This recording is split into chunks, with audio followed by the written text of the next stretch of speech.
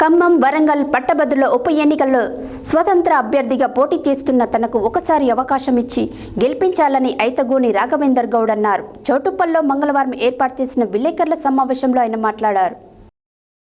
చౌటుప్పల్లో మంగళవారం ఏర్పాటు చేసిన విలేకరుల సమావేశంలో ఎమ్మెల్సీ స్వతంత్ర అభ్యర్థి ఐతగోని రాఘవేందర్ గౌడ్ మాట్లాడుతూ అవకాశవాదంగా ఉద్యోగాల పేరుతో రాజకీయ పార్టీలు నిరుద్యోగులను నిలువున మోసం చేస్తున్నాయని విమర్శించారు. ప్రలోభాలకు లొంగకుండా ఓటు వేస్తే మార్పు తప్పకుండా వస్తుందన్నారు. గత 10 ఏళ్లు జర్నలిస్టుగా ప్రజా సమస్యలపై గళమెత్తుతూ పనిచేస్తున్నానని అన్నారు. ఈ నెల 27న జరిగే పట్టభద్రుల ఉప ఎన్నికల్లో 20వ నెంబర్కు మొదటి ప్రాధాన్యతను ఇచ్చి తనను గెలిపించాలని విజ్ఞప్తి చేశారు.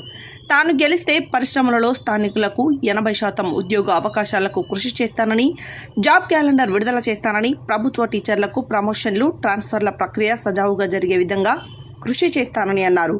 ప్రభుత్వ ఉద్యోగులందరికీ పాత పెన్షన్ విధానం, జీవో నెంబర్ 46 రద్దుకు కృషి చేస్తానని, అర్హులైన జర్నలిస్టులందరికీ ఇంటి నిర్మాణం, 50 లక్షల ప్రమాద బీమా, నెలసరి జీతానికి కృషి చేస్తానని అన్నారు.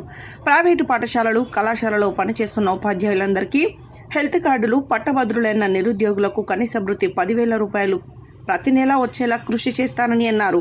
ఈ విలేకరుల సమావేశంలో ఐతగోని నరసింహ, నిమ్మల స్వామి, బోరం నవీన్ రెడ్డి, ఐతగోని విష్ణు, ప్రవీణ్, శ్రీనివాస్, రాకేష్, జయంత్, ఉమేష్, శివ, సాయి, డాక్టర్ విద్యారాణి తదితరులు పాల్గొన్నారు.